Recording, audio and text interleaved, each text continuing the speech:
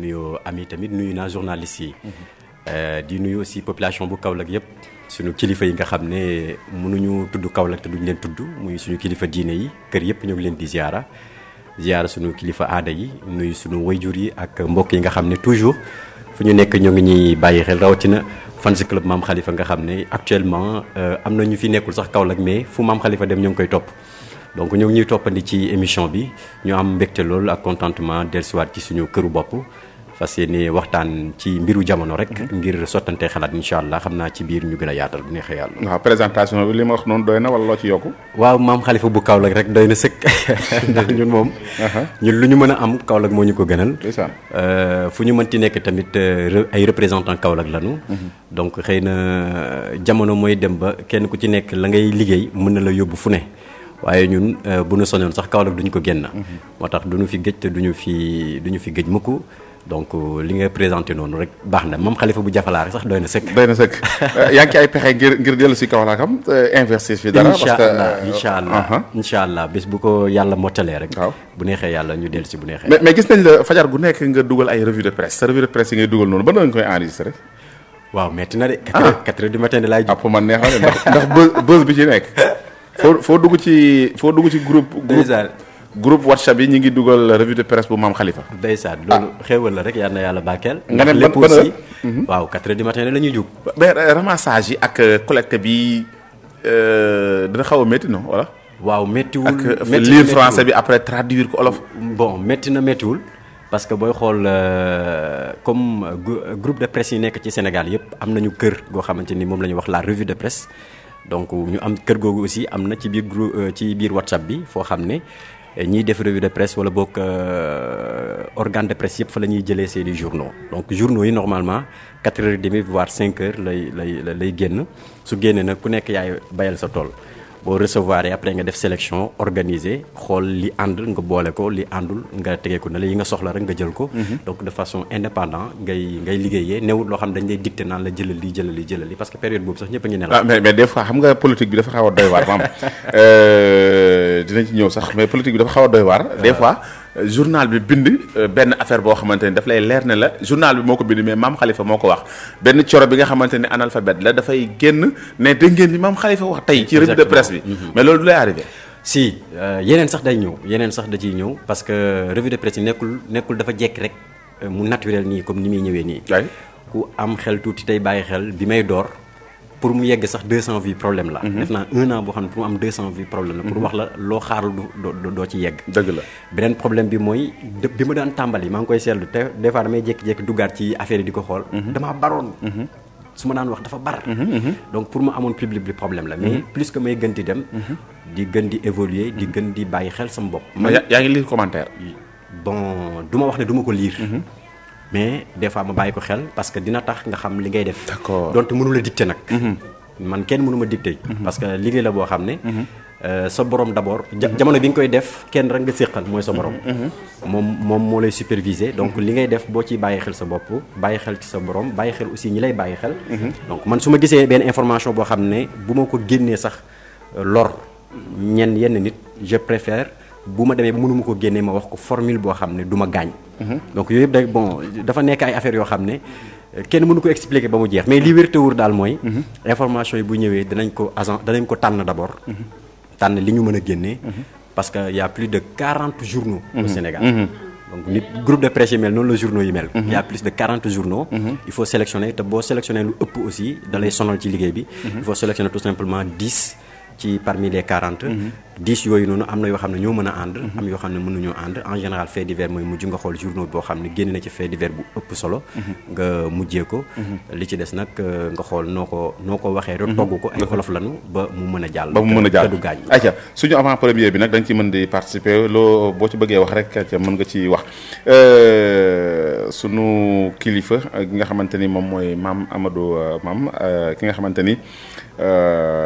mooy suñu papa di suñu kilifa di suñu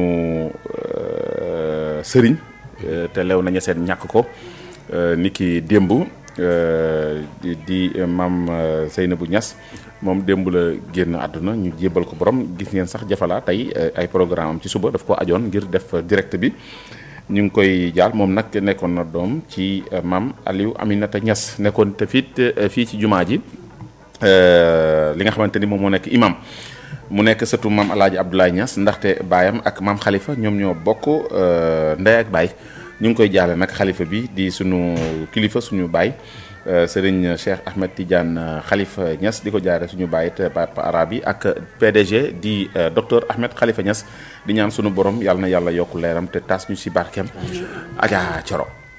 waaw comme ni nga ko waxee rek du ko jàlle képp ko xam ne rek jullit nga rawite waa Niassène waaye ni nga ko waxee PDG ak Khalifa Niassène bi ak arabi Niass ak képp ko xam ne rek mu ngi dëkk fii ci Léona Niassène du ko jàllee tamit waa kër gi ndax yaakaar naa bu ñu ne waa kër gi rek bokk nañ ci famille Niassène du ko jàlle képp koo xam ne rek doomu aadama rawatina jullit yi ñu ngi leen koy jàlle ndax mag la woon waaye yàlla nañu yàlla tax ci barkeem ba pare nag at yi mu am yàlla ñu ko yàlla may di ko ñaanal bu baax a baax yàlla yokk leeram ci àjjana yi gën a kawe. ayca mu ngi noonu Ba Abdoulaye El Hadj Mohamed Zeynabou Niass bi nga xam ne génn na àdduna démb.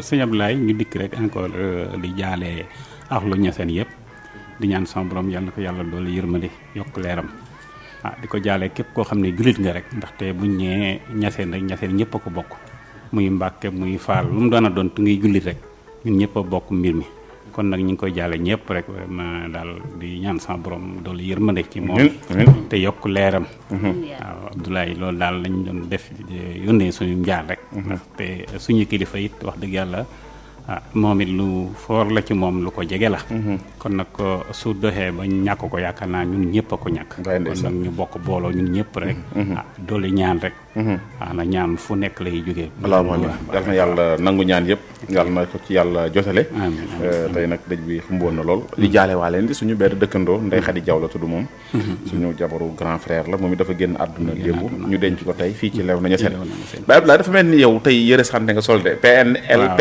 mooy plan national de lutte contre le paludisme waaw contre le paludisme mu nekk nag cër bu am solo boo xam ne nag état ngi ciy yëngu bu baax a baax te lépp pour jéem a aar askan wi rek ci palu rawatina daara yi nga xam ne ñooy jàng alxuraan al karim donc ñooñu ku leen aar yaakaar na sama borom nga liggéeyal léegi nag ci mbir moomu ñu liggéey ci liggéey bu am solo muy la commune de Kaolack ak celle de Kahone bon jotumaa jot résultat commune Kaolack mais résultat commune Kahone jot naa ko ndaxte ñun ñaari poste de santé lañ au niveau de Kahone muy le poste de santé nouvellement ouvert à Kanda. commune bu ko woon ñaari poste rek la am. ñaari poste de santé lañ am. mooy centre mooy case de santé bi nekk Kanda. waaw case de santé bi nekkoon Kanda léegi dañ ko érigé en poste de santé. léegi poste la. waaw poste la lépp madame la maire Fatou Sène ak ci lijjantee moo lijjanti ba yàlla teg ko ci loxoom mu amul kenn ku muy tànn Kanda te ko fa.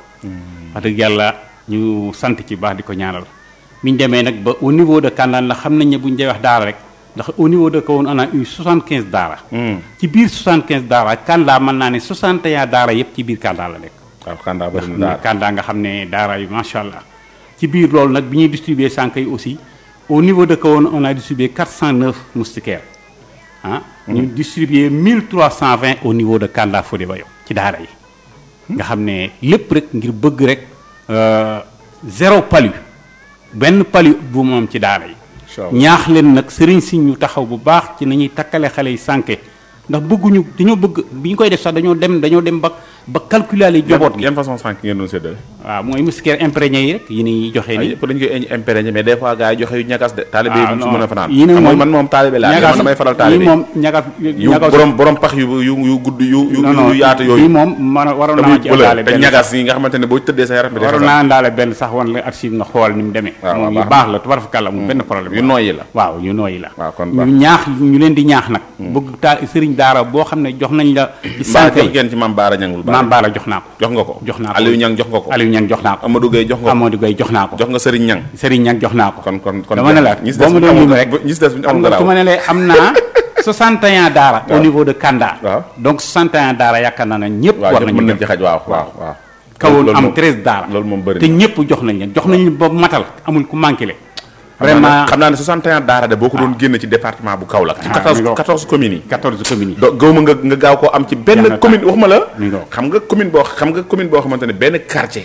moo am 61 daara 61 daara muy Kanda Fodé Baye. waaw mooy Kanda Fodé Baye. waaw vraiment. yaakaar naa te loolu mën naa ne xaw na moo tax Kanda boo xëyee fajar la fay jolli ci alxuraanal karim rek. waaw moo tax Sénégal bu ñu yeboo dooli sant yàlla baax dooli ci li nga xam ne doon nañ ko sant. dëgg la ndeysaan. nit lu alxuraan ji nga xam ne moo fi jógee rek. dara mënut a jóg yàq réew. waaw dëgg la waaw yàlla bu dara yàqu. Adja Thioro démb de am nañu tiis maam Khalifa mën ngaa bokk de. te jël nañ la sa micro. yaraax démb de bi ñu ne yaraax dañ faa sànni cocktail molotov. parce que damaa am mag buy sëy biir yaraax. fan ndaw jee maa ngi koy nuyu mës na dugg ci benn jour ci émission bi. waaw depuis yaraax. ndeysaan ñu jaale ñaari soxna yi ñu wax ne dañ caa génn ak ñaaw na trop ci déggin. waaye ñaar na trop ci gisin. parce que man maa ngi seetaan vidéo bi mais gis naa benn femme buy du raam. xam nga ne kooku bu fekkoon ne dëkk bi da doon tàkk. kenn ku nekk sa bopp ngay tal moom mënul daw. waaw mu doon lu métti loolu est-ce que tamit nit amee na xol. kenn yi jël luy rayaate di ko sànni ci oto boo xamante ni daf lay leer ne kii gaz wala ci nekk ak ay nit. xamoo ndax ay nit yu. ëmb ñu ngi ci.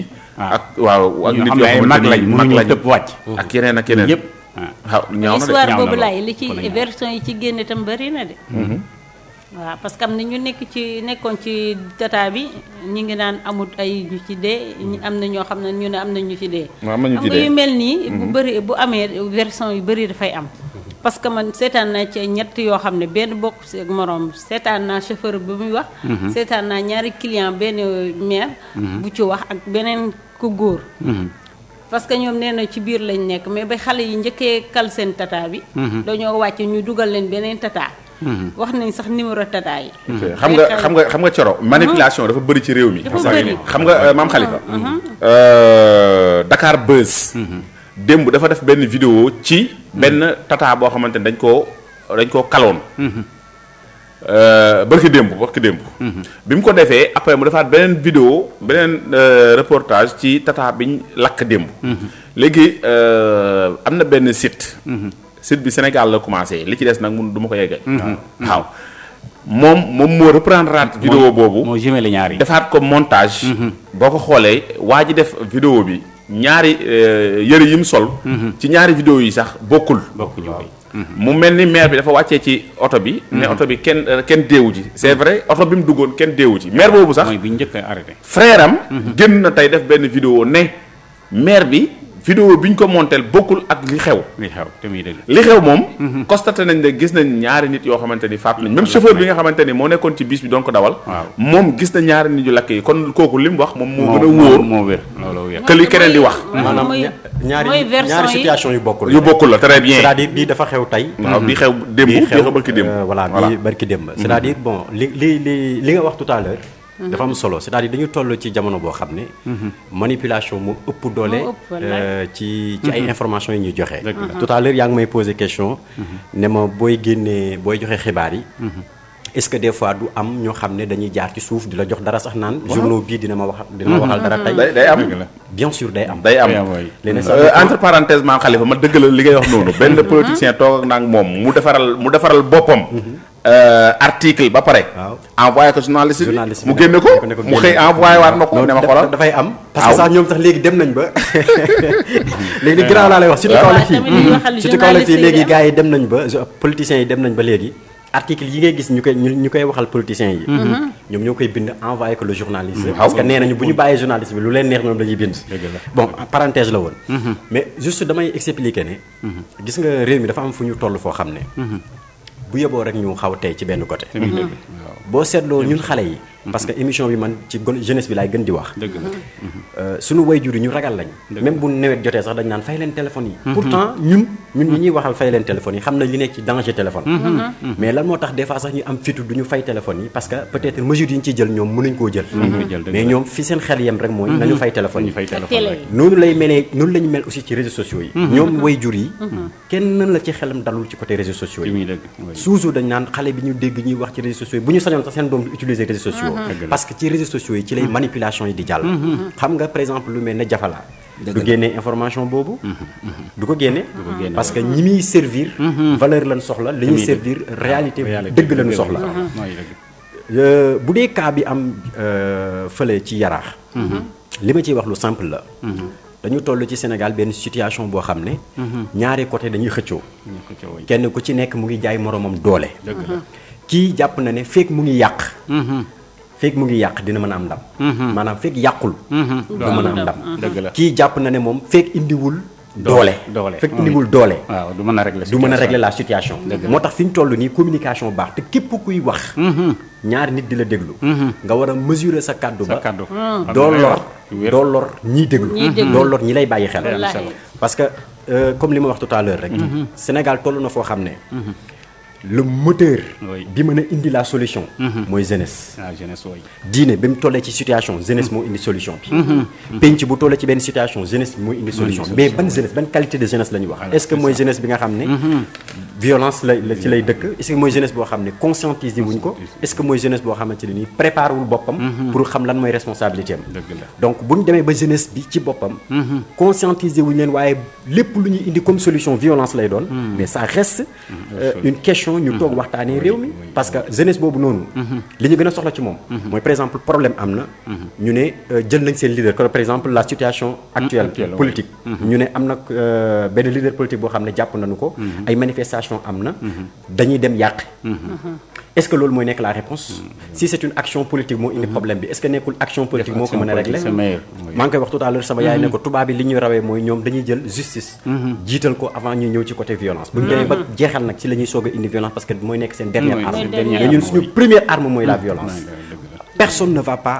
personne ne va condamner les violences qui se passent actuellement au Sénégal parce que Sénégal bu tàkkee wala mu yàqu wala kenn mënatu la génn kenn mënatu la dem yow la sa mbir di yàqu kenn dootul nekkati à l'aise donc situation bi fi mu toll nii encouragé wuñu benn violence li ñu soxla mooy ñëpp ànd ak dal ak tey ñi war a wax lijjanti ko nga baal ma wax foofu benn affaire suñu kilifa diine yële man laay lancer message parce que dama seetlu ne sànq bi may ñëw dama def benn analyse ne mais dafa mel ni ñoom benn moment rek lañ am droit pour wax dafa mel ni dañ leen a tànk kii quoi dañ leen a naj benn moment rek lañ am droit pour wax bu dee tiijaane ñu ne gàmmu ba gàmmu la ñu war a wax bu dee murid ñu ne màggal ba màggal la ñu war a wax alors que ñi nga njaboote da nga leen a war a indil ay solution da nga leen war a proposer ay solution bu dee ndaw ñi la da nga leen a war a conscientiser yow mi kilifa diine en premier parce que même l'homme politique bu amee problème ci yow la ñëw donc la communication entre guide religieux bi ak njabootam dafa war di permanent mooy tax njaboot bi bu tiitee sax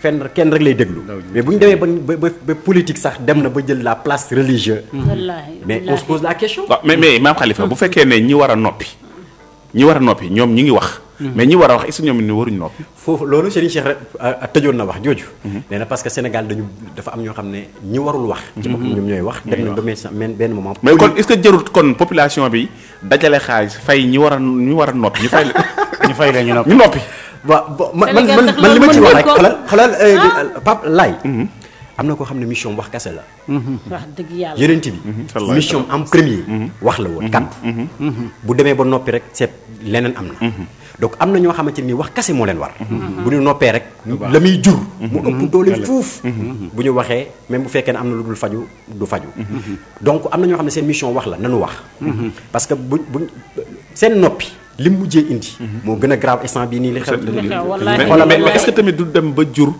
comme li ci suñu xalif bi waxoon suñu maam suñu sëriñ Cheikh Mahi waxoon ci gàmmu kër ma bale doon am Taïba Niassène ne beeboo sax ma wax ñu saaga ma c'est parce que réew mi léegi mag mu wax ñu saaga ko est-ce que loolu tamit taxul ñu bëri gis ne comme bu ñu waxee li ñuy wax du faju te dañ leen ci ëlbatiku saaga leen te dañoo yore njaboot ñu mujj bu ñuy wax di wax ak seen njaboot ci benn ruq bu ñu paree génn dem seen yoon si dekkul ne il faut d'abord accepter li Serigne Cheikh wax ne y a échec moom daf ne secteur yëpp échec les acteurs religieux dañu échec maanaam kilifa diine yi dañu échec parce que lan moo tax ñu dem ba homme politique bi maa ngi koy wax tout à l'heure jël place religieux bi ci kaddu ak ci joxe ndigal ak ci yenn responsabilité mooy parce que yow mi homme religieux li nga war a def à 100% defoo ko da nga jàpp ne benn rendez-vous nga war a am ak sa njaboot ak ñi nga war a waxal wala sax nga dem ba tëj sa bopp jàpp ne sax yow ca tarixa rek nga war a waxal wala say taalibe da nga war a waxal alors que yow sa mission ba ñuy dem di jëliwaat yeneen cassette yi di ci dégluwaat. mais pour vous dire benn affaire par exemple boo jëlee ab kilifa diine boo mënti jël pour wax la ne la njabootewul ak njabootam kase bu élection jotee mais homme politique yëpp fay dem lijjanteetuñ seen casquette religieuse ñoom ñëppay dem ci ñoom kon Sénégal lañ njaboote donc bu situation jotee dañ ci war a wax même bu fekkee ne dama ne la ngay noppi moo gën a garaaw nga wax sax ñenn ñi waxee beneen affaire amul problème man schéma yi damay appuyer li mu wax noonu parce que ñoom seen mission wax la artu la parce que artu sax balaa muy ñëw day fekk yow nga def sa mission de sensibilisation d'orientation ba noppi parce que am na koo xam ne boo ko orienté jaratul sax nga koy avertir jaratul sax nga koy menacer jaratul nga parce que l'essentiel xam na boppam xam na responsabilité parce que yaa ngi dëkk di wax ci moom ayca jërëjëf Mame Khalifa jërëjëf Thioro jërëjëf Baye Abdoulaye Guèye ñu fàttali leen ne yéen ngi seen émission ëtt bi di am àllarba bu jot 21h30 23h ci seen rajo Jafla FM international tey nag Mame Khalifa la ñu invité ci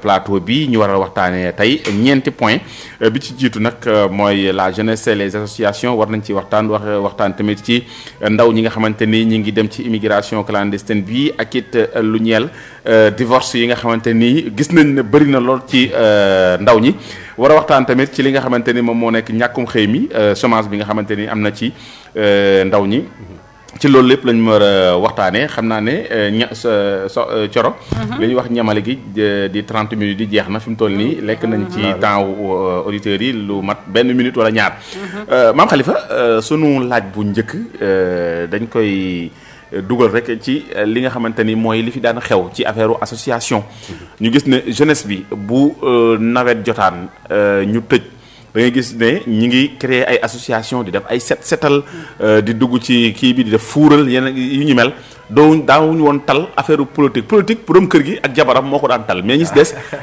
dañ daan nekk ci yeneen koñ bi daf daan set ñi nga xamante ne ñoom ñooy def reboisement nekk ci côté bi ñi nga xamante dañuy def athlète nekk mais léegi dañu gis ne boo demoon CDEPS fi ñu toll nii ñi fay déposer ay kayit wala boog préfecture pour ut récépissé association daanaka bëreetul association yi nekk ci biir quartier yi tamit defatuñ réunion wala boog bu ñuy réunion ñaar wala ñetti nit amatuñ benn activité boo fi nekkee sax yore sac di dem CDEPS di def ay formation dem di ñëw dañ naan da ngaa tardé mais lan moo dal jeunesse bi ba léegi la daan xew léegi xewatul. waaw bon man la doy waar c'est-à-dire bon association man.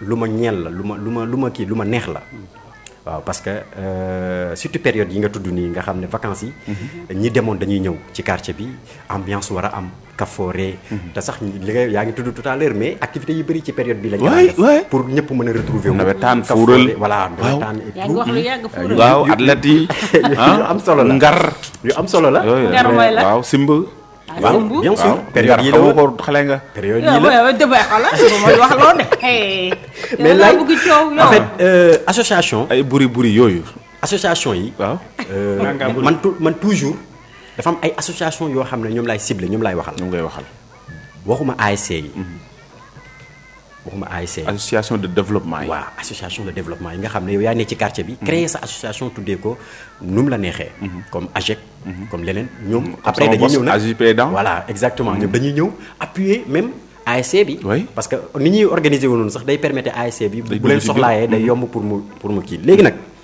bon pour man ba léegi mu ngi am Kaolack association yi mu ngi existe ba léegi Kaolack xëy na peut-être dafa dee waaw maanaam association yi tur yi ñu ngi fii mais li koy doxal jëmm yi jigéen ñi ñenn ñi sëy nañ waaw góor ñi ci des ñenn ñi seen occupation mooy loolu acca demal mais man li tax may encourager jeunesse bi nag ñu gën a dugg ci cadre association mooy képp ku leen bëgg a dimbale lépp lu leen naqari ci seen gox foofu lañ mën a jaar c'est-à-dire ci organisation lañ mën a jaar pour faj seen problème très bien kenn mënta jaar individuellement ci ay nit par exemple ku soxla woon Mame Khalifa normalement dafa war a dem coofak ci association ba fekk ko fa wax ak moom directement problème ba bu ñuy régler le problème de coofak ci association ba la ñuy jaaree régler le problème par exemple mairie bi bu ne woon loolu nag yàgg naa ko wax dama ne Kaolack c'est très facile pour ñu régler le problème d'assainissement c'est très facile il suffit tout simplement dans Kaolack yaa bu fekkee 45 quartiers wala 56 quartiers il y a 56 associations reconnues dëgg la mooy ASC yi ba ëpp na ko sax ñooñu noonu kenn gëru leen a bëgg seen koñ tey bu maire bi ne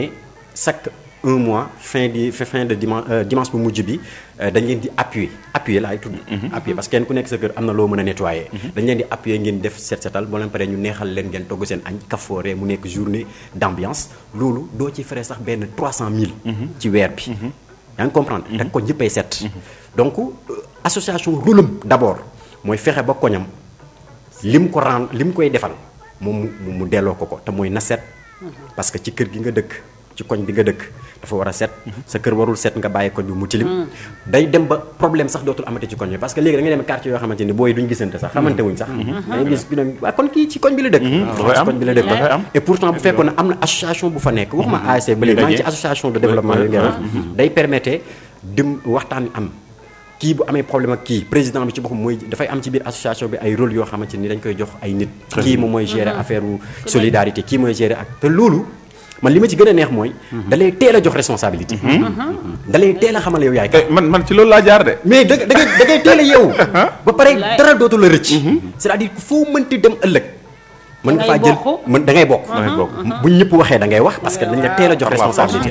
mooy te booy xool sax ci école yi lycée yeeg CM yi ña fay jël responsabilité. ce sont des gens yoo xam ne seen quartier. ñoom ñoo fa jël seen responsabilité. ñay toog tamit ca ginnaaw du ñu bokk ci dara luy dem na dañuy ne ca gannaaw. mooy ñi nga xam ne ci seen koñ duñ yëngatu ci dara. dëgg la donc association. dafa nekk loo xamante ni man lu may encourager la léegi nag quel est le problème ba ndaw ñi léegi xëy na peut-être sawaratuñu ci. mooy xëy na dafa am ay parasites ñoo xam ne peut-être c'est intention ci bi ñuy dugg ci association bi. lu ko waraloon leneen la. ñoo xam ne peut-être ay copines lañ fa bëgg. très bien ñoo xam ne ay copains lañ fa bëgg. ñoo xam ne xëy na peut-être dañoo bëgg di diriger rek. waaw dañu bëgg di diriger rek kenn du leen. wala benn politicien moo ñëw ne ma bëgg ngeen créer benn association. mu ñëw yëkkati ne may naa leen 100000 ngeen créer association. xaalis léegi nag gars yi dégg 100000 yooyu ñoom ñëpp ñëw adhéré ci association bi. 100000 yi nekk fa gis benn waaye boo xamante ne comme Mame Khalifa la ne 100000 yi mooy fond de caisse gi. duñ ko laal dem jël ko dugal ko ci banque bi bloqué ko. gars yi nag déedéet nañ génn xaalis ñoo xam fuñ toll. ñooñu ñëpp waaw loolu yëpp mu ngi ci. mais man dama jàpp ne le premier problème.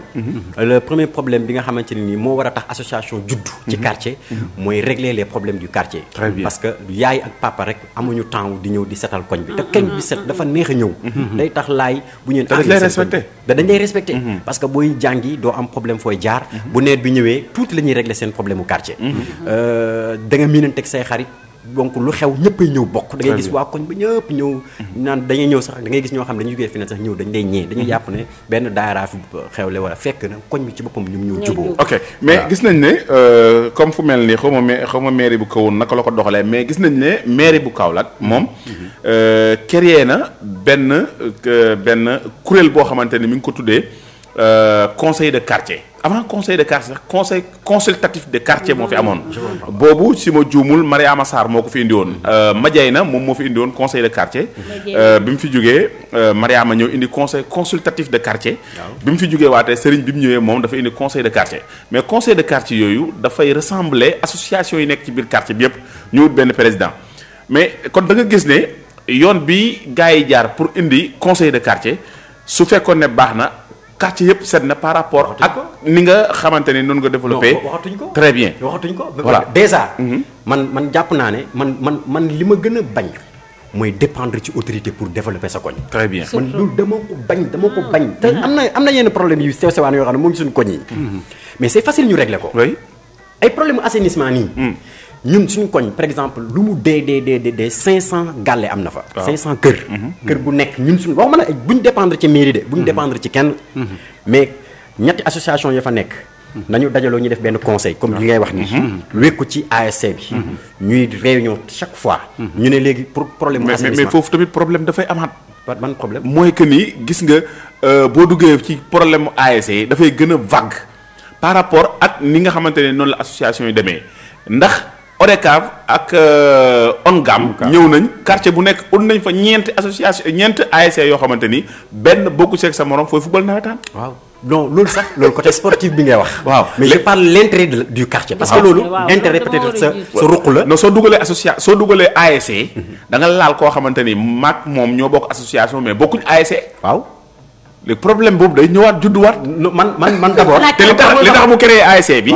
mooy que ni dama bokkoon ci ASC dama bokkoon ci ODCAV léegi ñu aj sama benn jour ma bañ na duñu aj jour bi on gaam ñëw na créer ASC ma ñëw jël la léegi bu ko defee da ngay nekk koo xamante ni da ngay xiiroo ak ŋaayoo ñi nga xamante ni ñoom ñu nekk waa da léegi loolu boo ñëwee jëlaat ko dugalaat ko ci biir association est-ce que du yàqaat est-ce que quartier bi taxul leen jóg yéen ñëpp. waaw bu la quartier mais quartier bi la tax a jóg mais am na loo xamante ni bu fekkee ne loolu kay yoonu quartier nekku ci. yoonu quartier nekku ci de mais dañ ko ciy boole voilà léegi man li ma bëgg a expliquer foofu mooy dafa am lu war a nekk l'objectif principal pour ñu créer association du xaajaloo boo déggee ñu ne association rek mooy booloo pour régler ay problèmes booloo pour jàppalante booloo pour dimbalante suñu koñ dafa soxla mu set parce que nawet bu jot chaque fois ñu ñuy wax ay problèmes léegi pour ñu solutionner loolu billahi semaine bii passée y a une association boo xam ne mu ngi hors Dakar dama leen doon defal voix xam nga lu ñu wax ci voix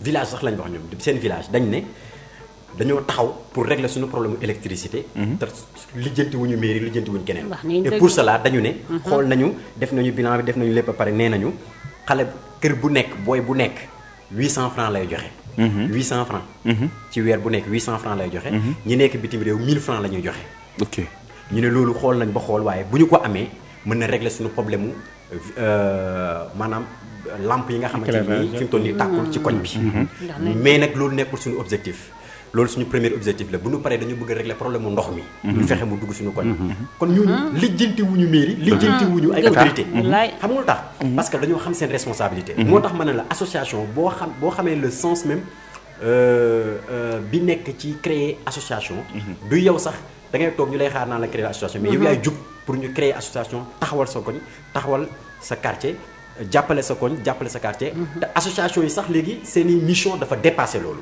j'ai vu que am na ay association yoo xam ne école bu tëjee ñoom ñooy def ay cours de vacances cours de renforcement fu booy bi dëkk coof ak doon demee ba lycée Valdiodio pour def ay renforcement di fay 30 000 léegi ci sa koñ bi 1000 francs ngay joxe 3 mois yëpp ñu jàngal mu ngi am ci koñ yi donc ñooñu noonu loolu mooy le sens même de la création des associations mooy jàppalante entre élèves jàppalante bu dee couturier bi la mooy ñawkat bi ñoom seen biir ñoom ci biir association bi des fois yenn problème yi au lieu que ñu koy régler feneen dañ koy régler ci biir koñ bi am na ñu ci am fulla ba ci quartier bi amul kenn kuy wuti beneen ñawkat mais tabaski jotee wala korité mu ngi ci biir koñ bi wala nga am xew fulla lañ ci ànd ak fayda fulla lañ ci ànd wala est-ce que kon du lii nga wax nii moom la ñi nga xamante ne ñoom ñoo nekk waa Touba ca kanam réussir. bien sûr parce que esprit bi mooy ñun ñoo mën a jàppalante ak suñu biir ñun ñoo mën a indi ay solution suñu bopp parce que ñun ñoo xam suñu problème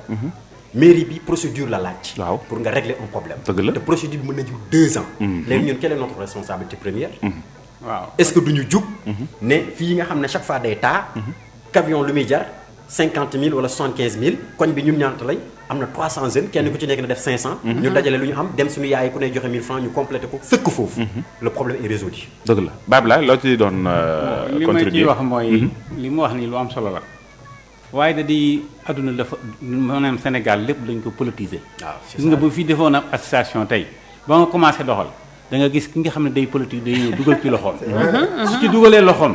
ngeen gàntal ne du ngeen politique du ngeen def lu ngeen def mu yàqu. te dama ko fay gis wala du ci dugal loxoom. waaw du ci dugal loxoom teg ci loo bëgg a def xam nga. lépp lu ne ndigal ngay wéyee. su boobaa maire da ci teg loxoom doo doxal.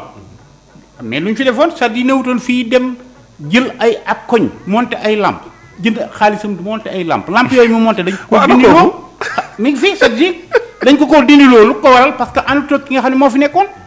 ñu dem démonter ay lampam mais nag Bablaye collectivité locale dafa am nu muy doxee. waaw bu fekkee waaw dafa nak moom it dafa doon politique. waaw xam naa nga sample defal nak association Ablaye waaw defal nak dañu waxtaan. association boo fi gis lu am la lu muy wax nii lu am la association boo fi gis man dugg naa ci benn affaire xam nga wàllu santé man je suis le président départemental des DSDOM. ñu woo ma ci benn panel boo xam ne dama caa dugg ñu ne kooku social lay def. bañ ñemee social lay def ma ne est-ce que du politique ñu ne ma du politique defut 4 jours waa ji samp pour xëccoom réew. nga xam ne politique dikk na lépp lu fu yëngu ci Sénégal ñu dugal ci politique. dëgg la te soo doxewoo politique tëb tànk du yëkkati ku jàll. foofu laay waxee dëgg loolu mooy la yàq mbir yi léegi. acca laay ñun ñi dañoo yore benn association boo xam ne korog ba muy tijji ba ñuy commencé moom xalifa mi moo demoon korog di présenté hôtel Adjana xam nga yaa fa nekkoon jour saa ouverture neel benn hôtel ci dëkk bi rek ah d'accord comme pardon ñoom ñu ngi jub ñu ngi jégalu maam xalifa korog yaa fa nekkoon jour boobu lañ ko tijji muy 2017 su ma juumul ah association bi nekk na presque téeméeri nit ak lu tegal moom xalifa mi xam na ci dara mais dañoo dem ba ci biir ñu ne ñu Kaolack moo ñu ñor Kaolack lañ bëgg a defar mais ci biir loolu dañ dem ne amul politique amul dara lépp suñu biir ñoo daan dajale di ko defal suñu bopp muy li ñu yóbbu hôpital mooy li ñu yóbbu ci kii ni mu tuddati waa SAS ak li ñuy yóbbu ci pépinière bi ak koñ yi ak garab yi ñuy samp ci dëkk bi ak école yi ñuy defar école bi tijji dañuy jënd ay kay ay livre pour jox ko xale yi lépp rek maanaam ci wàllu doon jëlee social xaalis suñu biir am nañ doole de ñooñu. suñu biir anam da ngeen tas tasuñu ba léegi sax parce que weeru koor bi moom ñu ngi dem togg ay ngeen ba ngeen démarré ñaata nit ngeen doon ñaata membre moom laa lay expliquer 100 et quelques léegi ñaata membre ngeen moom laa lay wax groupe baa ngi nii mi ngi dox de mais ñu xam nga lan moo yàq presque groupe bi politique parce que dañ ñun doxuñu ci politique mais dafa am ñoo xam ne dañoo gëm politique ba nga xamante ne ñoom loolu moo lay arrangé génnuñu sax mais la lañ waroon lépp lañ daan def dañoo téye seen loxo am na ko fi ñëw korok seet suñu am na koo xam ne maa ngi dem wax ak moom ci la bokkoon te daf ci amoon doole mais bañ ne ko politique amu ci groupe bi daf ko jaral mu dégagé wu te association baa ngi ne mi ngi dox ba léegi weeru koor bi passé rek yaakaar naa la gis ngeen li ñu def. acca jërëjëf Adja Thioro jërëjëf Mame Khalifa jërëjëf Baye Abdoulaye Gueye yaakaar naa ne xóotal nañ lool ci sunu point bu njëkk bi dañuy sóobu ci ñaareelu point bi nekk lu ñeel wàllum mbëkk mi di immigration clandestine bi nga xamante ni boo xoolee ci diggante ci ndorteelu 2023 bi wala njeexitul 2022 bi ba léegi doomu Sénégal yi ak doomu Afrique de l'Ouest yi ñu ngi wéy di dem ci mbëkk mi seen bakkan di ci rot am na ci ñoo xamante ni indi nañ leen am na ci ñoo xamante ni des nañ ci ndox mi am na ñoo xamante ni yàlla dogal nañu yegg est-ce que tukki jaaree ko ci ndox mi Mame Khalifa solution la pour la jeunesse africaine. waaw man nag xam naa ne je suis bien placé pour wax ci situation boobu parce que. récemment da ngaa mbëkkoon non bëggoon naa ko nag. acca léegi auditeurs yi. ñoom it mën nañoo bokk ci émission bi Mame Khalifa ngi leen déglu bu ko defee ñoom it mën nañu dugg ci 33 941 03 73 33 941 03 73 ayca. voilà dama bëggoon wax ne. semaine passée dafa am benn cas bu gën a grave au Sénégal. mooy le cas le plus tendu bi am. fële ci. daa mel ni ñoom yàggoon nañ ci ligne bi ayca nañ xoolaat kenn balaa ñu dem Fass Boy allo. waaw salaamaaleykum. maaleykum salaam wa rahmatulah. maaleykum salaam. ñu ngi leen di ziar bu baax. ñu ngi lay delloo ziar bu baax a baax. yéen a ngi fu neex moo tax ci bëggoon woote wi dañ ko mëntu ñàkk a def rek. dëgg la. waaw ñu bëggoon ci barkeelu rek. bismillah. maanaam jafe-jafe bii réew mi am nii. boo seetloo kër gum juddoo woon mooy Sweet Beauté. bu fekkee ne juumuma bu dee juumuma. maanaam. jafe-jafe bi réew mi am jamono tool. kër gi tudd sëñ Sweet Beauté fa la juddoo. ñu muy raam. ba yegg si fii. tey am na loo xam ne. lii Mame Khalifa wax rek moom moo ci war a am. waaw. toog waxtaan gi te ngaas. ku ci nekk li nga jàppoon nga bàyyi. dëgg la. li xew ni bu fekkee ne maanaam tarixa yi fi ñaari tarixa yi ëpp doole. bu dee ñoom ñoo jot seen i taalibe bi ñoo jote woon. kon réglé wu na. mais bu ñu fàtte ne réew mi am problème réew mi moom ak tarixa. wallaahi dëgg la. réew mi moom ak tarixa yàlla seede na ne ñaari tarixa du ma tudd ci benn tarixa. waaye tarixa yi ëpp doole jamono tool yi bu fekkee ne seen ñaari njaboot ñoo jote woon. waxtaanee nañ ko ba ku ci lay dellu ci sa liggéey. lay dëggal. mais nit ñaa ngi dañu ne jàmm. te nit ñaa ngi dañu ne réew mii ay kilifa ngi fi tëdd ay wali yu fi tëdd problème benn problème du am. waaye nit ñaa ngi dañu ne problème du am. jël oto taal nit mu tàkk ba jeex bu fekkee ne li ñu wax am na. vraiment. ana jàmm ja. dëgg yàlla. nekkuñ ci te jàmm dañoo war a xool ci maanaam sur l'islam soqeekoo. kan waxoon naa ko fi keroog kan moo gën a tedd doomi Seydina Ali bu tudd Imam Ousseynou fu mu dee du Irak la faatu. lu ko rey du ay woye ñoo ko rey. Irak moomu réew moomu fa Seydina Aliou doomam tëdd mooy imam Assane tey boo seetloo 2003 ba léegi liñ deele ci àddina bi réew bu ko deele ci ay attentat ay nit ñi reyante kooku xanaa ku ko gën a tëdd waajur ku ne Seydina Ali mooy sa waajur bu ko Fatimata bintu Rasulullah mooy sa waajur bu jigéen yonent Yàlla Muhammad sallallahu alayhi wa sallam mooy jur sa waajur bu jigéen ku ko gën a tëdd ci àddina nañ jàpp ne xam ne réew mi ku ci nekk nag di nga jàppoon bàyyi ko ñu dajee waxtaan xool nuñ ko nii defaree réew mi politiciens yi wax dëgg ñu sonn na ji li ñaa ngi dee comme ay weñ ñu ne problème amul jàmm duñ ko wax kese dañ koy dox dañ koy jëfee ko jëf ko maa ngi jégul ba asalaamaaleykum maaleykum salaam wa rahmatullah jërëjëf baal ma rek mu mottali waaw voilà maa ngi woon ci la situation bi am Sénégal nga xam ne xëy na ñu ngi koy commencé négligé waat waxatuñ ci communiqué tuñ ci te mu ngi gën di doy waar waaw jël ko amul problème ayca développé de allo asalaamaaleykum waaleykum salaam wa rahmatulah waaleykum salaam man la sonorité si pilim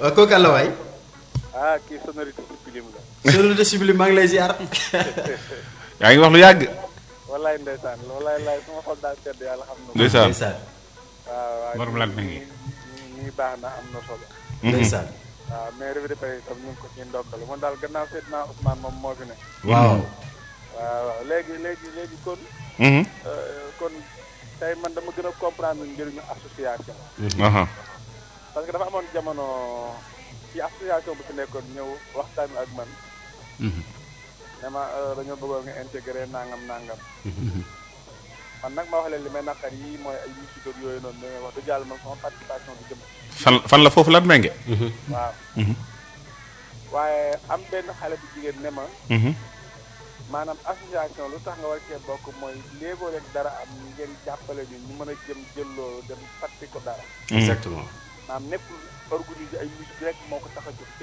buñ fay organiser wala lu mu mën a doon xaalis ba fay juddoo dafa am yeneen yi ñu koy dugal yoo xam ne yu amal njëriñ mbir mi la dama bis mën naa jot sax yow nga am soxla boo xamante ni bii ci association bi dañ mën a ñëw taxaw la ci yenn yi loolu moom ma convaincre exactement waaye dem naa ba comprendre ne yenn liggéey yu bari yoo xamante ne bi ñu ngi koy def bu weeru koy jotee man maa leen proposé woon conférence bi ñu koy def yooyu doon na juraat lu bare kon daal loolu mën naa def dara léegi man li ma bëgg a laaj ci mooy waaw léeg leen ñu gis yenn bërëb yi xaw a am nu mu demee ci wàllu set ak yooyu mais dañ naan mairie bi mais est-ce que tamit association yooyu tamit waruñoo booloo parce que waruñoo booloo pour jéem a dox ci luñ setal ndax man am na association yu mu gis ñoom dañuy participer ci côté boobu wala ndax mairie bi tam loolu ba association dafay war a am këyit ak association bu amul këyit ndax yenn privilège yi dana ko war a mën a am loolu naanu laaj waaye sonorité depuis nag namoon nañ ko dégg nga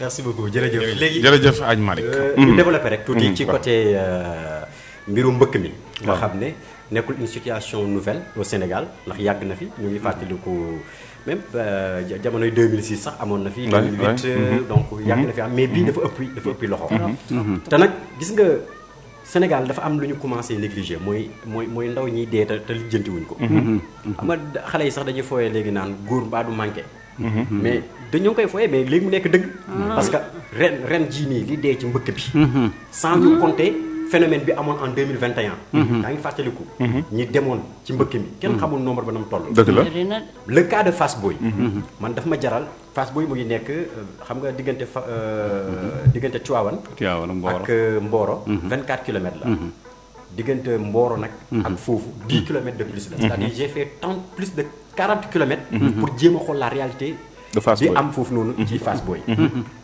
mais gars yi li gars yi yaakaar ak li am ça fait deux parce que tey jii boo nee benn gaal xam nga tey suba journaux yi nee nañ am na beneen gaal boo xam ne këpp na 9 personnes ñoo ci dee xaw ma 7 personnes ñoo ci am ay blessés après nga ne affaire yi mu ngi gën a metti après ñu bàyyi mu sedd mais après yow boo doon analyser li ngay wax mooy mais xanaa ñun lan la qu'est-ce qui se passe est-ce que duñu leen conscientiser ñu toog alors que man maa toog ak benn paa boo xam ne nee na ma sama ñaari doom dem nañ mais su ma amaatoo gaal gu taxaw léegi ma dugal ci booy yi nekk ci koñ bi yëpp ana ñaari booy bi dem nañ ana ñoo ñu ngi dund non dëgg mu wax la xaram li gën a garaaw aja mooy ñooñu dem ñoo bokk ci 150 personnes yoo xam ne ñoo bokk ci benn village te gisuñu leen gaal googu mu demee kenn tegu ko ba. ça fait plus de 20 jours. dégg naa ko rajo wax. ba léegi. waxuma la état lijjantiwu leen. parce que bu leen doon lijjanti lu mu dee dana leen jox sax benn message ne ñu ngi wër. lu mu dee ñu ne leen ñu ngi wër. normalement mais da leen di wóor na ñoom état lijjantiwu leen. nañ tal. fa ñu dem xamuñ ndax yegg na ñoom yegguñu. plus de 150 jeunes. yu bokk ci benn gox. ñoom ñëpp doon liggéey ci géej gi. man bi may ñëwee dama gis gaal yi ñu tegaloo nii plus de 300 gaal. benn demul. te ñoom ñoo doon indi jën ñu ne le problème mooy jaay nañ géej gi am na foo xam ne doo fa yegg te foofu la jën yi nekk boo fa demee tubaab yi nga fay fekk boo ko traversé mën nga am ak ñoom problème depuis des années ci la ñu nekk wax nañu état bu Sénégal suñu lijjanti wuñu ñoom nag fi ñu toll nii benn solution lañ gis mooy ñu mbëkk te mbëkk bi c'est programmé. parents yëpp am nañu information. man bi may monter vidéo bi damaa jël sama responsabilité wax sama monteur bi ne ko lii doo ko génne am na ci loo xam ne doo ko génne. parce que boobu parent bii taxaw naan sama doom man maa ko wax mu dem. gisuma ko na ma état bu Sénégal jàppale mu yegg waxul sax mu ñibbisi mais na yegg. mais loolu c'est une autre responsabilité boo xam ne. boo ko waxee mën nga influencer ñeneen ñoo xam ne. vraiment mën nañu jàpp ne affaire bi c'est normal. c'est pas normal du tout. mën nañu des fii ci réew mi. réussir. comme mën nañu dem jaar ci yoon bu baax réew parce que ku joxe 400 000 francs pour dem. loo ci dolli dem. bitim réew. il suffit nga jaar ci voie bu normale bi. parce que bu fekkee ne géej gi te dëgg la ñoom dafa am lu ñuy difficulté yu ñuy dund. dëgg la. difficulté yooyu nag man moo tax gis nga cadre gouvernement. c'est facile gis nga Matar Ba. lu tax ñëpp apprécier ko woon. mooy dafa bëgg sport. c'est-à-dire que ministère bi ñu ko joxoon daf koy dund moom. dund de. lamb da koy dund day dund football. moo tax amuloon benn problème. dëgg la. booy joxee responsabilité da nga koy jox ko moom. yow wàllum yow centre ngay lijjanti. ku la joxoon genre domaine boobu noonu ci kër gi. da ngay gis ne dafay évoluer doo ci am benn problème parce que sa domaine la. mais affaire u napp gi. boo ko joxee koo xamante ni peut-être leneen la nga jox ko mu gérer ko. mais day indi ay problème dëgg la déjà ñoom maanaam gaal. c'est des millions man ma xaw ma ci. mais napp gi. Maam Khalifa exactement. napp gi joxoon nañ ko lébu bi kii Ndoye. nu mu tudd. xam nga kooku bi ñu waxee ne jox nañ ko napp gi dafa yaakaar naa ne. ñëpp newoon nañ comme moom lébu la ci ndox la juddu yaakaar naa ne. lébu nga rek tax na nga xam ndox. d'accord mën nga jox sax benn responsabilité. koo xam ne loolu domaine am la. mais du dem moom sur le terrain pour xam les autres réalités parce que réalité boppam la xamul réalité bi nekk sur le terrain. parce que face booy bu ñu la waxee ne la ñun bi ñu falee kooku ba léegi mosuñu koo teg bët. nga ne kooku sa ministère la. ministre de la pêche est-ce que mu ngi lay lijjanti. ba pare man loolu sax gënumaa ñor son premier problème mooy dafa am ku ne ma ñun dañuy leb ci banque. comme baykat yi ni ñuy def. dañuy leb ci banque pour defar suñu gaal c'est des millions moo koy defar gaal gu baax. dëgg la c'est des millions. gasoil ñëwagul. moteur bi ñëwagul. gilet préparation bi ñëwagul. pour nga dem c'est des millions moo lay yóbbu. mu ne ma yow imagineel nga def ay millions ci gaal. dem booy ñëw doo indi sax 200 000. vraiment te léegi da nga ko leb. te benn jour. deuxième jour nga war a dem troisième jour nga war a dem campagne jot nga dem te yow chaque jour parents yi ñoo ngi toog di xaar. jabar yi ñoo ngi toog di xaar yow yaa ngi toog di xaar. ñi la yoreel bor ñoo ngi toog di xaar ba léegi mënoo régler benn problème nga bëgg cee dëkk. da nga gis sa benn morom boo xam ne ci gaal gi la jaar di la téléphoné chaque jour di la may xaalis. yow nga nar fi màgget ci lii te loolu la ñu wax de. yow nga nar a màgget ci dem di ñëw te doo indi dara. te xëy na kooku dem si gaal gi di la may xaalis sax bi muy ñëw yaa ko doon jàngal naka la ñuy féeyee. vraiment yaa ko doon jàngal naka la ñuy nappee. mooy tax ñu situation bu sérieux boo xam ne pour man problème bu amee bu fekkee dañoo nekk ci état bu sérieux problème bu sérieux boo xam ne nit ñoo ngi ciy dee si bakkan yàlla da ko fonk.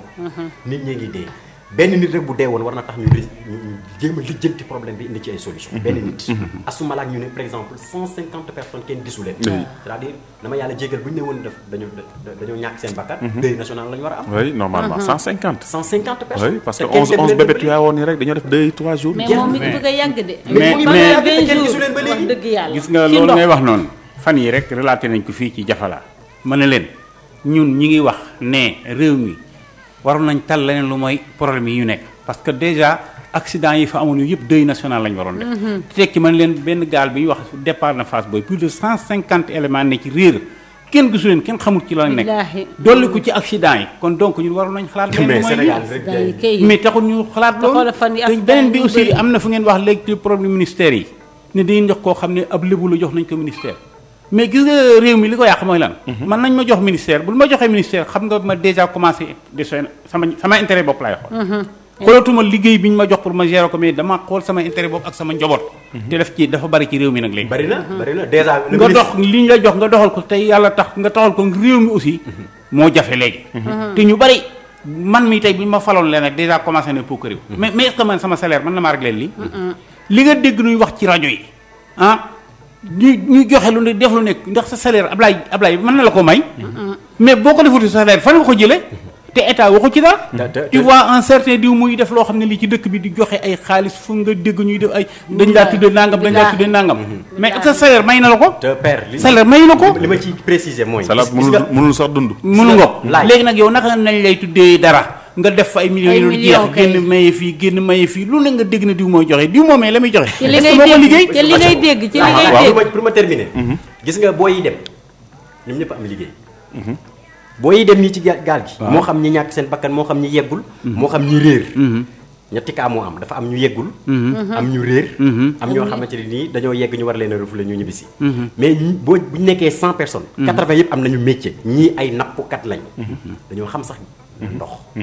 ñii dañoo ay marchand ambulant lañu woon la ñu liggéey ci lañu moom la ñu joxe. ñii ay maçon lañu fa ñoom ñëpp am ay métier.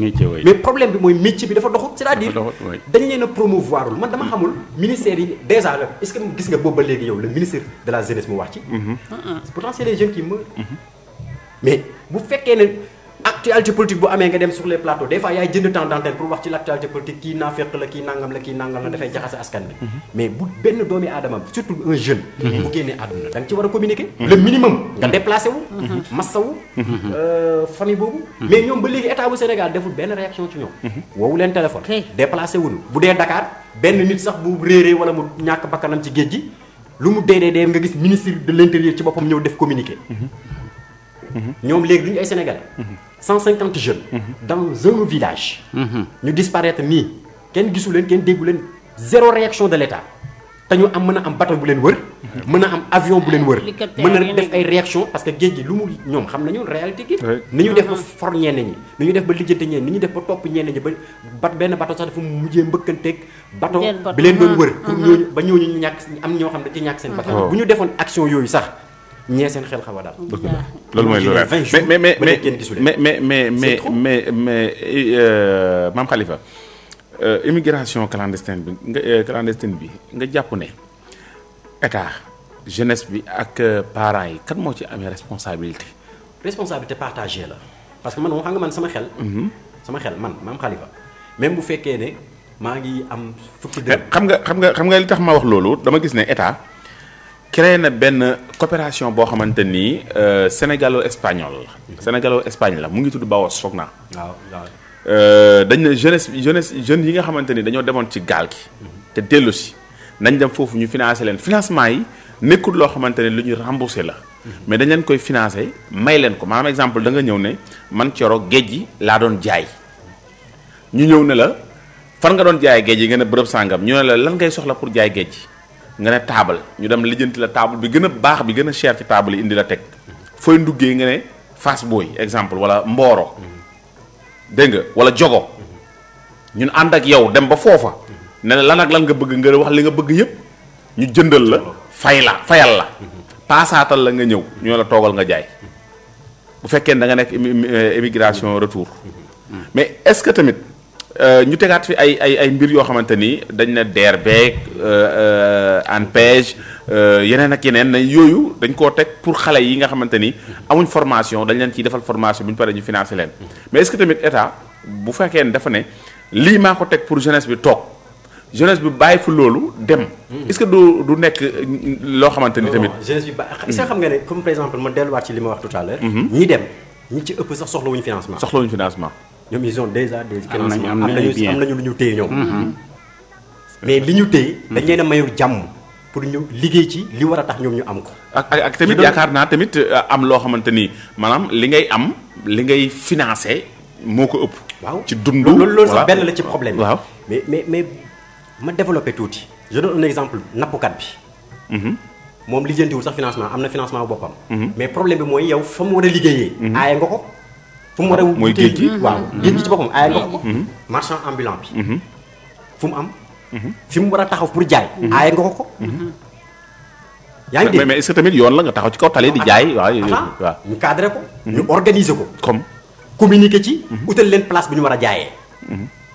c'est-à-dire gis nga xam nga problème bi mooy li ma wax tout à l'heure dafa am ñoo xam ne ñoom ñoo am problème mu financement. mais tamit am na marchand ambulant yoo xam ne maam Khalifa dañ leen a utal fu ñuy jaayee ñu ne foofu dafa sori nit ñi parce que ñoom seen communication la. ok parce que ki ngay wutal place aussi. nga wutaloo sa bopp moom ngay wutal. da ngay waxtaan. ak moom nga xool condition yi mu bëgg. est-ce que mën na nekkam Fu mu ko bëgg a parce que def. am na koo xamante ni soxlawul nga koy jaay doole. acca nañ jël kii te ñëwaat allez-y, moom mën it nañ moom it jël. sonal nañu torop acca salaamaaleykum waaleykum salaam. waaw kilifa ñu ngi lay ziar waaw kaa na nga def. alhamdulilah waa da ngi am jàmm. alhamdulilah kan la kii de Ramadan Dieng la tudd. ndeysaan Ramadan Dieng fooy wootee Mbadaxul Badaxoon. bismillah ana waa Mbadaxul incha baax. mi ngi jàmm bu baax. wootee dëkk bu baax. acca bismillah ah lu ñu wax rek ku ne ak li ngay sàmm rek ñun de moom ay affaire de sàmm rek lañu xam. sàmm waaw waaw na solo waaw wante nit moom li nga xam rek fu loolu rek ngay. ci loolu nga mën a dëgg la. wax exactement.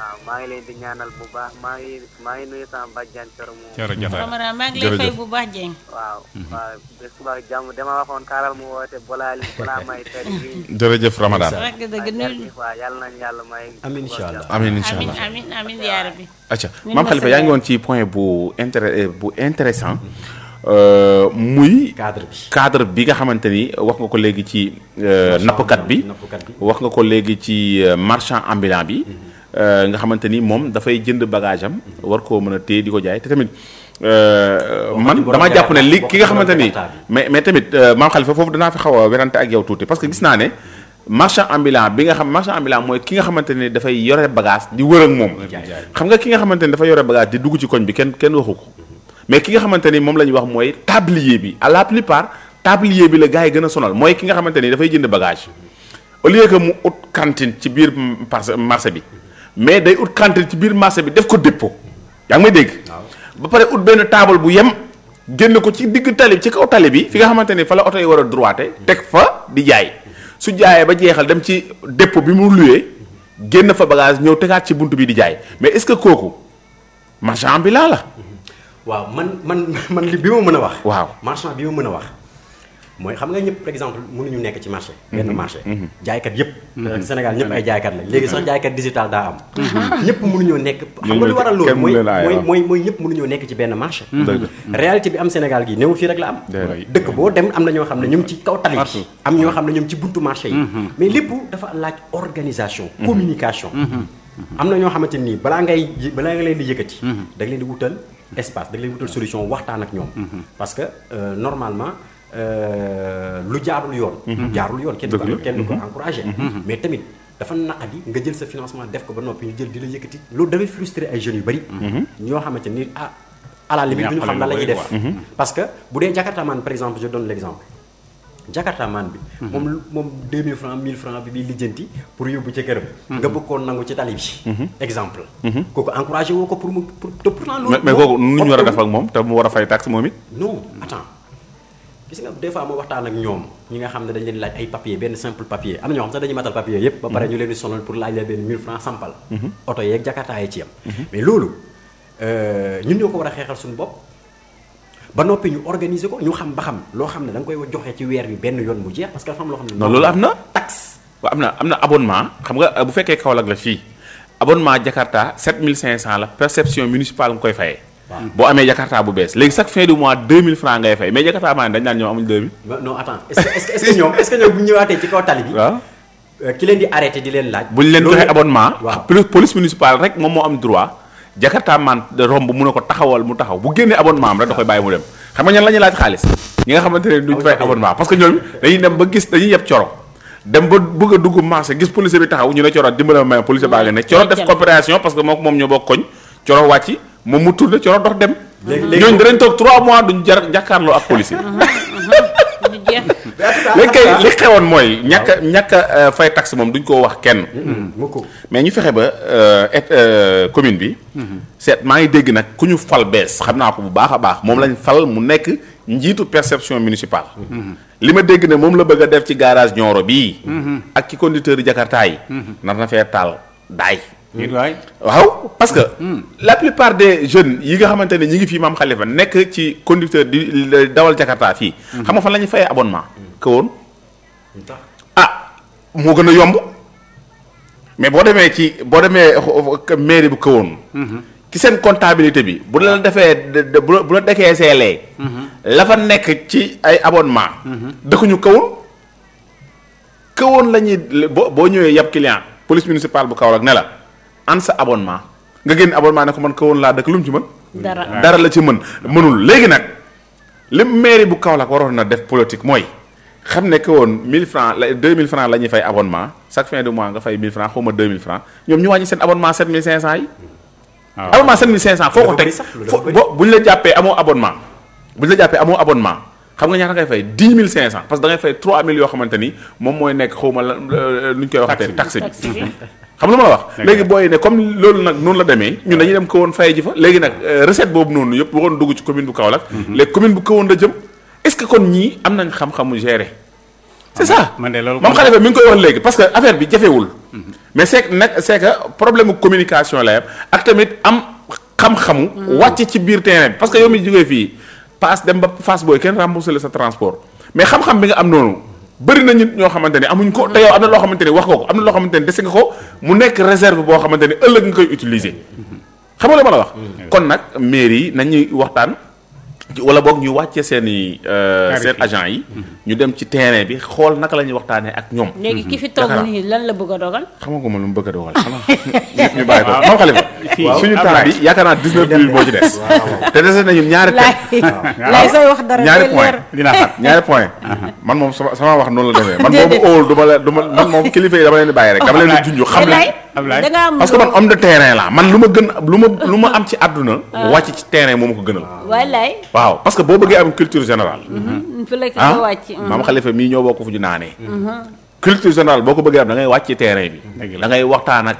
handicapé yi sportif di waxtaan ak ñi nga xamante ni dañ ne ñoom dañuy jaay seen bopp fexe ba am ak ñoom contact di waxtaan ak ñoom seet ñi nga xamante ni ay ilimaan la ñoo gën a yaarame ci koñ bi ngay waxtaan ak ñoom mais des fois nga waxtaan ak koo xamante ni daf lay leer na la kii mbokkam yëpp a ko bàyyi mbokkam yëpp a ko bàyyi ay ndoxu lu ñuy wax ñu wéradi ñi mais boo naxtaanee ak ñoom jënd leen mburu jënd leen kii nii wax toog fexe bañ dal nga jënd leen sa ndox ñu naan ba seen xol sedd wóor na yàlla 10 minutes yi ngay def ak ñoom da nga am ci loo xam da nga ci jëlee loo xamante ni sa waaye mënoo koo jëlee ci wér ku ne wér peng doo ko ci mën a jëlee aja loolu ngay Ablaye mooy de tout un peu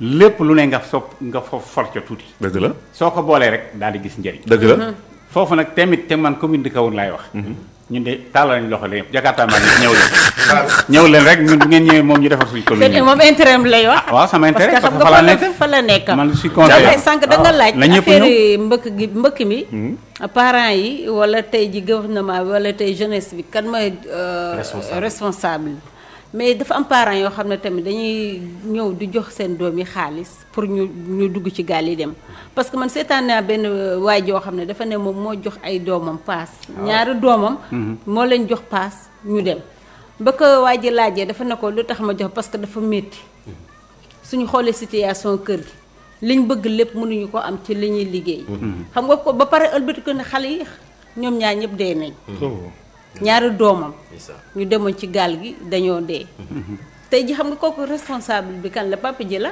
parce que moo leen jox xaalis bu ñu demee amaana bu leen joxu woon tey ji duñ dem bu ñu am woon paas moo tax ku ci nekk am nga ci part de responsabilité nañ delloo suñuy xel ba nga xamante ne rek ak nu mu munta demee rek muy xale yi muy parents yi muy gouvernement bi parce que man benn affaire rek moo ma touché ñi nga xam ne dem nañ plus de 100 et quelques personnes yoo xamante ne instant yi dem nañ te kenn xamul fu ñu féetoo te gisoo kenn ku def recherche bi ci ñoom te heure bi waroon nañ xam xale yi ci lu luñ nekk ñi ngi dudd wala ñi ngi dee wala lan la. ok du yoon daal. jërëjëf Adja Thioro jërëjëf Baye Abdoulaye jërëjëf Mame Khalifa suñu ñetteelu tomb yaakaar naa ne fukki simili ak juróom-benn moo ñu dese ñaari tomb. mooy gis nañ ne Mame Khalifa Sénégal bari na léegi divorce maanaam mbirum sëy yu tas léegi li ci ëpp nag ci ndaw ñi la da ngay gis koo xamante ni dañ koy takk janvier. début février mu tas mais li ngay gis ci ñuy tas te da ngay gis takk yoo xamante ne la fay ñëw ci ay oto kenn du xam nu mu toll. lañ fay séddale ci ay jus kenn xamul nu mu toll. la ñuy joxe ci cadeau kenn xamul nu mu toll. mais jékki-jékki rek ñu ne la sëy ba tas na. mais lan mooy waral loolu fondement bi moo dëgëratul wala xale yi ñoo bëggatul wala góor ñi ñoo takk yoratul. xam nga mag mi nee na Sénégal gis ma fi sëy luy nuru sëy laa fi gis. luy nuru sëy. luy nuru sëy. luy nuru sëy laa fi gis. te wax nga ko tout à l'heure li kii laa àndal bi may ñëw. ma ne ko lu yàlla tudd ci alquran. c'est parce que dafa sérieux. lu mu tuddul yëpp dara sérieux wu ci. dëgg la wala la ca sérieux bëriwut. dëgg la. mais lu yàlla tudd ci alquran. moom ci boppam moo koy superviser boppam. ma ne ko ma wax sama soxna ne ko boo amee problème bu ma ko wax. bu ko wax sama yaay bu ko wax sa yaay wax ko suñu borom. parce que moo superviser. jour ba ñu ne alxayri. lépp loo leen am comme problème moom moo ngi koy superviser. war nga xam sa responsabilité man tam ma xam sama responsabilité. dëgg la ñu jàppalante nag. dëgg la dañu toll ci jamono boo xam ne. lépp mais defal ndànk maam Khalifa. waaw. li nga wax sa soxna noonu fan la jeune bi ay àgg pour mën a jàkkaarloog soxnaam pour wax ko. fa laa jëm. ok parce que dañu toll ci jamono boo xam ne lépp tendance la. tendance mooy luy xew. te du xéewal. luy xew tey xew bi. loolu lay tendance. fi mu toll nii ñëpp ngi bëgg anytime par exemple. pourtant anytime benn temps bu gàtt la. comme ni ñu ko waxee benn temps bu gàtt la. mais c'est pas anytime qui fait. le couple. dafa am yeneen yu nëbbu. sëy moo nëbbu. sëy ci boppam moo neewul lu fës dafa nëbbu. sëy mooy lekk gu ñu tëj. ci kaw rek nga gis. kumpa la xamagoo la ca biir. te ñëpp d'accord nañu ne sëy neexul. ñëpp d'accord nañ ci. wala lu ci neex bëriwul. léegi nag xale yi jàppee ko tendance mooy dafa am lu xew bu balaa muy jeex balaa muy xew yi. muy xew tey gaaw a jeex. balaa muy xew yi moom. danaa ci bokk. loolu moo lay tax a dugguloo ci sëy ñaareel bi mooy. waajtaay la war a doon daal. suñ borom. wax naa tout à l'heure ne lu mu tudd ci alxuraan dafa sérieux. mais da koy encadrer. ci wér. moo tax sëy daf ko encadrer. yow d'abord yow miy góor. moom may na la jox la ay critères ne la lii ngay tànni. jigéen tamit jox na lay critère mais bu fekkee ne dañ ko respecté la problème mën na bañ a am. problème mën na ñàkk a bañ a am. parce que yonent bi sax. ñu baal ma ci kàddu yi këram da daan yëngu. këram yëngu na sax ba mu jël soxnaam ne ko doo dem sa kër papa ba si kanam. ba ñu fiy sedd. kon kër gu yëngu moom du problème. loolu newul lu ñuy wax. mais en fait il faut une préparation. ci ñaar ñëpp. il faut que góor ki pare. il faut que jigéen ki pare waxuñu pare moyen. nit ki mën na bañ a am xaalis. te mën a téye ñeenti soxna. loolu problème état la état d'esprit la. c'est état d'esprit la. donc il faut nit ki ku góor ki. bu parewul tamit. mu xaw a xaay. maanaam ci cadre parce que sëy newul doole. du xaalis. mais lépp xel la. sa xel il faut mu am fu mu yegg. nga mën a jéggale. mën a jëllale. mën a muñ. mën a waxtaan. loolu mooy régler sëy parce que yi may tudd noonu. moom mooy régler problème yu bari. mais bu fekkee ne par exemple par précipitation ki ngay tànn d'abord xamuloo ko. wax dëgg yàlla. lijjanti woo la critères yi la l'islam jox. te pourtant l'islam bi ngay xeeb noonu. après moom ngay woo ne ko takkal sëy bi. wallaahi. moom ngay woo de après ne ko takkal sëy bi. te bés boo ne moom sax ba jafe-jafe am moom ngay woowaat. donc kooku il faut nga jox ko respect bi mooy nga xam lan la wax ne la moom ngay tànnee. ki ngay tànn loo ko bëgg dafa am benn cas bu ma ci daloon sama benn coro. jour bi moo koy bàyyi sama benn kilifa daf ne ma. bi mu ko yëgee. da doon jàpp mais dafa dagg jàpp gi ne alhamdulilahi rabbil alamin parce que ñoom mag ñi dañuy gis. yow ndaw bi loolu gis. parce que yow sa yëg-yëg rek ngay topp. dëgg la toppoo critères yi la l'islam wax. te des fois sax nga topp critères yooyu. am leneen lu nëbb. waaw am leneen lu nëbb. kumpa gi ci moo nit ki. loo xam ne mën na détruire critères yooyu yëpp. da nga utiliser léegi benn mot muy pare. waaw léegi jeune bi lay déglu yow instant bii Mame Khalifa. naka la bu exemple moom naka la mën a nattee boppam exemple mu bëggoon a takk jabar fii ak 2 mois bëgg a xam xayma ne moom pare na jeune bu jigéen bi nga xamante ni moom war naa am jëkkër parce que ki muy nekkal nee na ko lu yàggatul dara dinaa ñëw pour marier la moom naka la mën a xamee ndax pare na instant bi ku góor gi fan la mën a teg boppam ci balance ne man pare naa ku jigéen ki fan la mën a teg boppam ci balance ne man pare naa ngir ñoom ñaar bu ñu dajee coow yooyu noonu du bari. laay bu yàkkamti amul rek. solution am na. yàkkamti bu amut. mooy relation de précipitation yi. gis benn xale bu jigéen bañ mu rëcc la nga yàkkamti takk ko. feeg le temps mu ngi fii parce que baatu man dàquma baatu doxaan. xam benn jigéen doxaan ko. après takk ko man dàquma ko. parce que sax l'islam wala boog suñu. mais doo ñu leeral luy doxaan avant tout. bon wolof yi dañuy wax dox ànd. ngoro wala ngoro. ñi ñeneen di ko ooyee ngoro. pour xamante. très bien moo tax mën a dàquma ko. loolu tax ma ne dàquma ko parce que koo xamul boo ko takkee mu tas. il faut nga xam nit ki. xam ndax kii ku mën a muñ la. xam ndax kii parce que lépp lu mu lay miinal. ci commence ci doxaan googu noonu. mooy lii am këram. ok il faut ngeen miinante xam li mu bëgg ak li mu bëggut. parce que boo xamee li mu bëgg. dina tax bés bu meree ca biir kër ga. nga dem dabe ji loolu. pour mu bëgg. il faut aussi nga xam famille il faut nga xam jikko parce que bu ànd bi yàggul rek yooyu yëpp mënoo ko xam mais boo leen précipité woo am yu nëbb yu bëri ci nit ki bés bu ñu naan lii de wanoo ma ko woon ñu koy wax dëgg la parce que yéen a yàkkamti une relation normale lii rek mu ko nëbboon une relation normale avant de se marier c'est 2 ans ci li ma gëm le minimum war ngeen am ñaari at parce que ñaari at mënoo cee nëbb li nga am lépp il faut yenn yi sew sewaan yu bëri nga xam ko li ci des mooy ñaari at bëri na de non lu sérieux laa wax de waxuma loo xam ne dañoo kii nii rek. maam Khalifa waaw xale yi léegi amuñu temps boobu. man sama deuxième ñaari fan lañ def. benn jour daal ñaari jour ma dikk ma loolu chance la jamono yéen bi ay ñaari fan couple vieux du benn temps yooyu ak léegi du benn tontu Ablaye. il faut aussi accepter les conséquences. c'est-à-dire risquer. mais aussi accepter les conséquences. très bien parce que mënuñu wax ne loolu mature na. mënuñu wax même l'islam dañ la boo ciy dugg man jàng ko ba noppi. jël sa temps nga jàng ko. Seydina Omar avant muy dugg ci l'islam. mais daf ko jàng. dëgg la toog ne ay at di rey rek di rendi di sëy ak ñoo xam ne bokkuñu. mais ba mu waree dugg ci l'islam dafa jël temps.